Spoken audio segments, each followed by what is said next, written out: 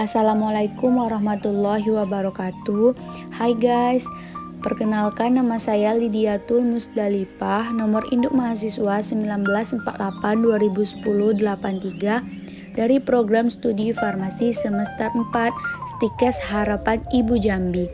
Baiklah, kali ini saya akan menjelaskan tentang patofisiologi hipertensi dan sistem renin-angiotensin.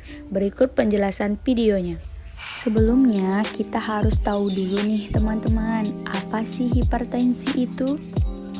Hipertensi atau tekanan darah tinggi adalah peningkatan tekanan darah sistolik lebih dari 140 mm/Hg dan tekanan darah diastolik lebih dari 90 mm/Hg pada 2 kali pengukuran dengan selang waktu 5 menit dalam keadaan cukup istirahat atau tenang.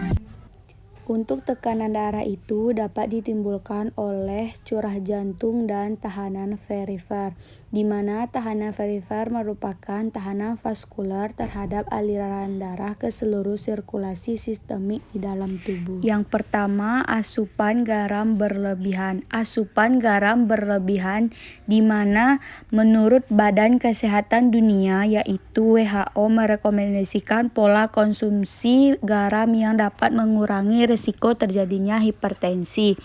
Kadar sodium yang direkomendasikan adalah tidak lebih dari 100 milimol atau sekitar 2,4 gram sodium atau 6 gram garam per hari.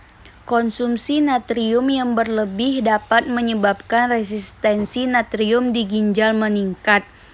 Untuk menormalkannya, cairan intraseluler ditarik keluar sehingga volume cairan ekstraseluler meningkat.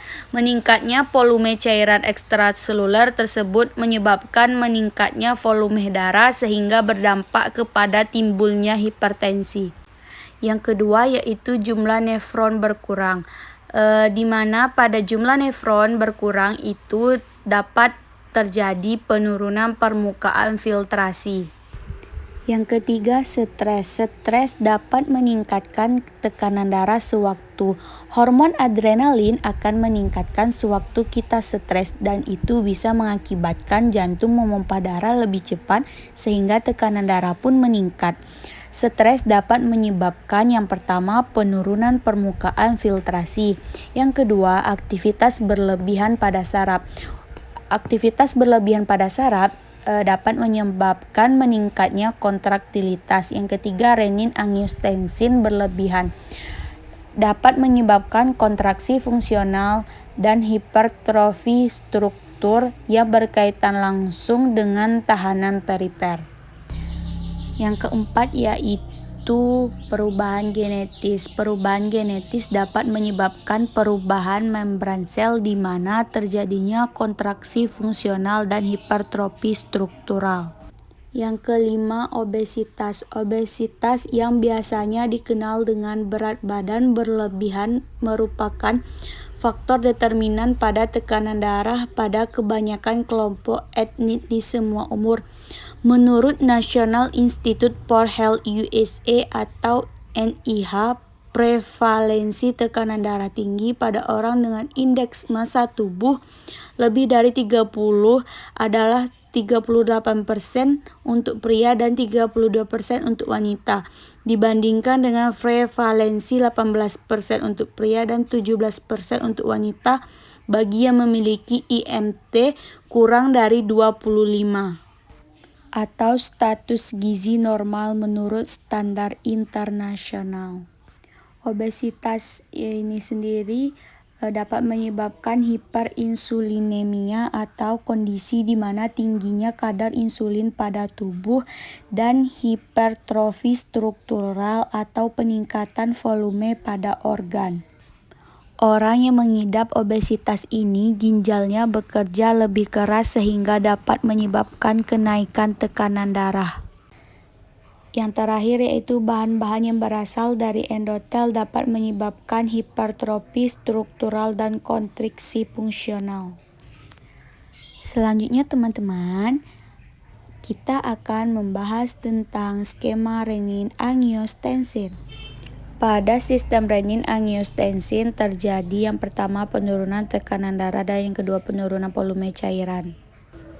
Selanjutnya yaitu renin dilepaskan dari ginjal. Sebelum renin dilepaskan, korteks adrenal mensekresi kortisol dan steroid lainnya yang dapat memperkuat respon vasokonstriktor pembuluh darah. Vasokonstriksi yang mengakibatkan penurunan aliran darah ke ginjal dapat menyebabkan pelepasan renin. Selanjutnya terbentuklah angiotensinogen di mana angiotensinogen ini diproduksi oleh hati.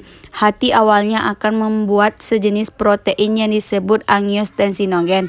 Angiotensinogen ini kemudian dipecah oleh enzim dari ginjal yang disebut enzim renin. Pemecahan angiotensinogen tersebut akan membentuk angiotensinogen 1. Selanjutnya angiotensin 1 masuk ke dalam aliran darah dengan melewati paru-paru. Di paru-paru dia akan bertemu dengan ACE, angiotensin converting enzyme, di mana ACE ini bekerja sebagai penghambat enzim. ACE ini berperan dalam pengubahan angiotensin 1 menjadi angiotensin 2. Angiotensin 2 dihasilkan dengan melibatkan dua jalur enzim RAAS, renin, angiotensin, aldosteron, sistem yang melibatkan ACE dan jalan alternatif menggunakan enzim lain seperti cimase. Angiotensin 2 juga bekerja langsung pada pembuluh darah merangsang vasokonstriktor atau penyempitan poten. Tidak hanya itu, angiotensin 2 juga bekerja pada kelenjar adrenal untuk merangsang pelepasan aldosteron, suatu vasokonstriktor kuat yang pada gilirannya merangsang sekresi aldosteron oleh korteks adrenal. Hormon ini menyebabkan retensi natrium dan air oleh tubulus ginjal, menyebabkan peningkatan volume intravaskular, maka akan terjadinya keadaan hipertensi atau tekanan darah. Sekian video penjelasan dari saya, semoga bermanfaat bagi teman-teman semuanya. Happy watching, terima kasih teman-teman.